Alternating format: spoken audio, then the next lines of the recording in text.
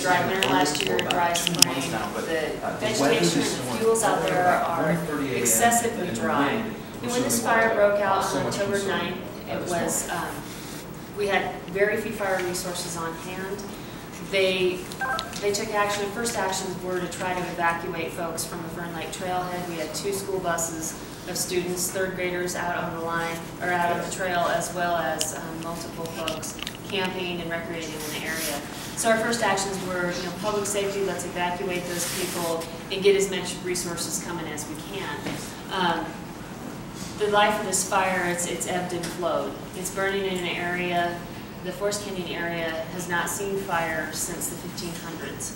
So as folks who live here, who've driven the Trail Ridge Road, have seen down in there that it's super thick canopy. There's a lot of dead and down. There's just a lot of fuel on the ground to burn. So not only does that burn really hot, it's receptive to fire, but you can't really put firefighters on the ground down there for numerous reasons. One of those reasons being that if one of them were to get hurt by a falling tree, which you also know there's a lot of beetle kill up there, if one of them were to be injured, we would not be able to evacuate them safely.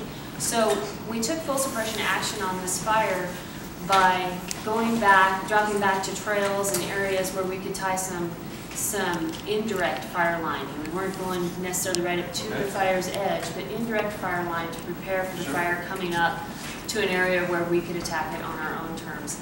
And in some respects, when the fire moved into Moraine Park today, it allowed us to do just that. It was grass rather than standing dead trees. It wasn't like 60-foot tall grass fire like it's been burning through the trees. And the firefighters could get down there and actually take some serious action. There were a couple other spots that we did that early on, up on the north end of the fire, the north and east side of the fire. We put in fire lines tied into fuel projects that the park had been doing for years, as well as existing trails and ridge lines. But as far as going direct and putting firefighters down in that canyon, it's not worth their life to put them down there. Are you saying you couldn't then, and an air assault would not have accomplished? Well, as you also know, this time of year, the winds are very gusty and erratic coming through those canyons, and most of the days, the winds have prohibited us from using much in the way of an air arsenal on a fire. What do you expect tonight as far as the weather?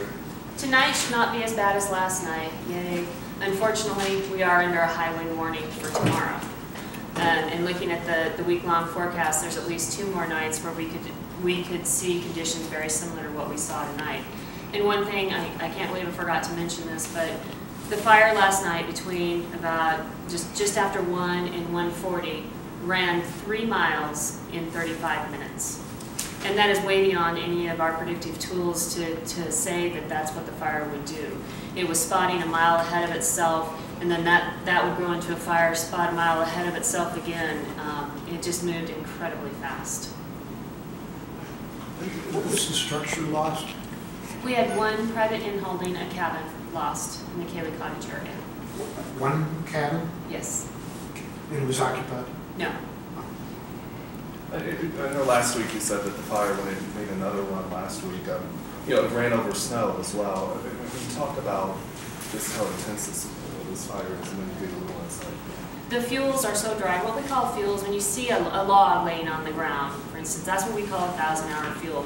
Those, the percent of moisture in those, because of the extended drought, is maybe 11 or 12%, which is like kiln drying lumber. So any spark that lands on that is going to start a fire.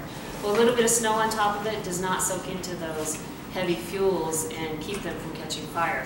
The other thing that happens is the canopies of the trees will protect the forest floor from snow, especially when it's just 2 inches of snow. So the fire would still be skunking around underneath those tree canopies, and get a little wind and sun on it, and the heat would melt the snow ahead of it, and it would burn right through those areas. Would you say it's getting into an area where you can safely get it contained? I know you said that the canyon area has been an issue for the past 2 months. I mean, is it getting into an area where you can safely get containment?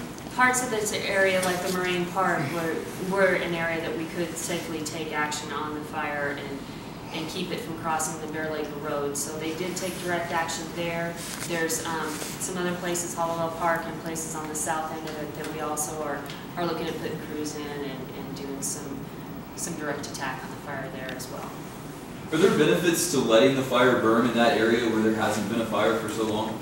When burning up the forest canyon where it is, where it's not threatening any structures, the fire will ultimately be good for the resource, for this landscape. You know, the Rocky Mountains evolved with fire, so fire has been part of this ecosystem longer than man has been here. So that will open it up, it'll give us some diversity in our age class of the forest out there, and it should really be good for wildlife in the end as well.